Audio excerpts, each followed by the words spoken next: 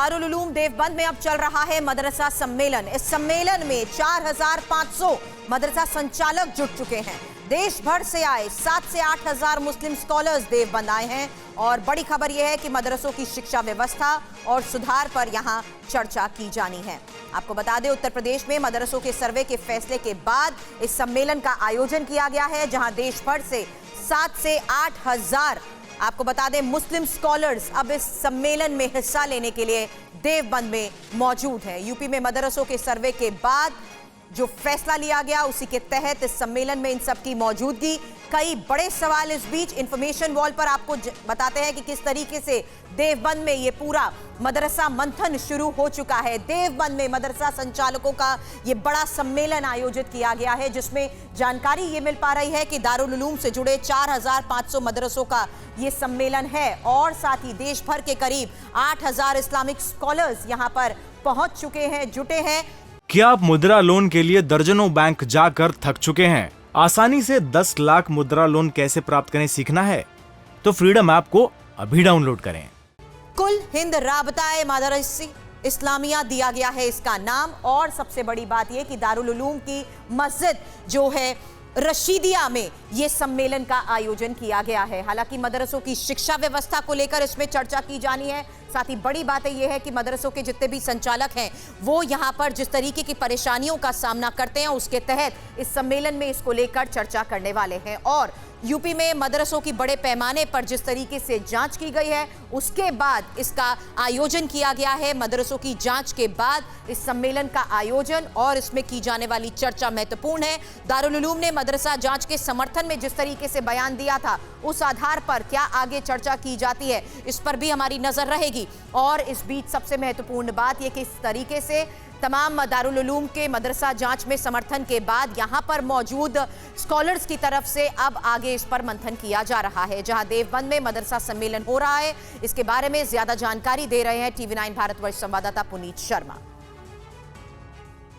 इस्लामी तालीम के प्रमुख केंद्र दारुल उलूम देवबंद से संबंधित 4500 मदरसों का सम्मेलन यहां देवबंद में शुरू हो गया। दरअसल ये वो 4500 मदरसे हैं जो कि देवबंद दारुल उलूम से संबंधित हैं और देश भर में संचालित हो रहे हैं। यहां पर शिक्षा कैसी हो और क्या परेशानी आ रहे हैं, इन चीज़ों को लेकर के ये सम्मेलन शुरू है।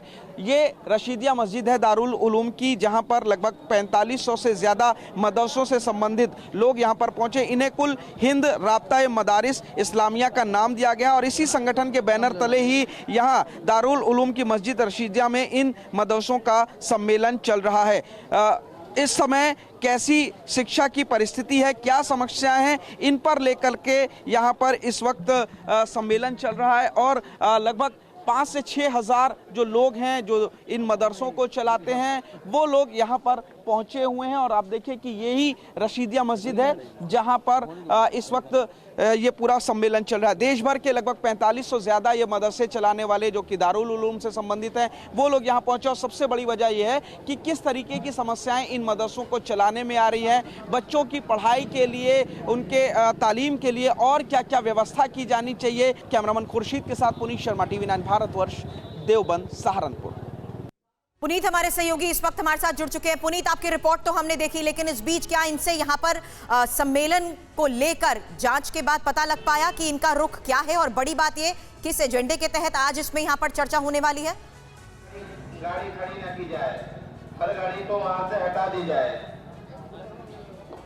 देखिए, यहाँ पर पूरे देश भर से जो दारुल उलूम से जुड़े हुए मदरसे हैं लगभग 4500 से ज़्यादा जिनकी संख्या है, उन सभी मदरसों के संचालक यहाँ पर पहुँचे हैं। जो संख्या है वो लगभग 9000 तक के स्कॉलर यहाँ पर पहुँचे हुए हैं। और मेरे पीछे आप देखिए कि भारी भीड़ यहाँ पर नज़र आ रही है। दरअसल मदरसों में इस वक्त शिक्षा व्यवस्था क्या है, किस तरीके की समस्याएँ हैं और शिक्षा व्यवस्था को कितना बेहतर करके ये लोग जो स्कॉलर्स हैं यहाँ पर पढ़ने वाले मदरसे में उनको कितना ज़्यादा सुशिक्षित करके देश के काम ला सकते हैं, इन तमाम परिस्थितियों पर चर्चा करने के लिए 4500 से ज़्यादा जो मदरसे हैं उनके संचालक यहाँ पर पहुँचे हुए हैं। सुबह 9 बजे से ये जो मंथन है वो शुरू हुआ है और अभी कई घंटे का वक्त बीत चुका है, लेकिन ये मंथन लगातार जारी है। 2 साल में एक बार इस तरीके के इस मंथन का आयोजन होता है और कोविड की वजह से आयोजन नहीं हुआ था, जिसके बाद अब इन मदरसों के संचालकों को यहाँ पर बुलाया गया है। ये मंथन चला और सबसे बड़ी बात यह है जिस तरीके से यूपी में मदरसों को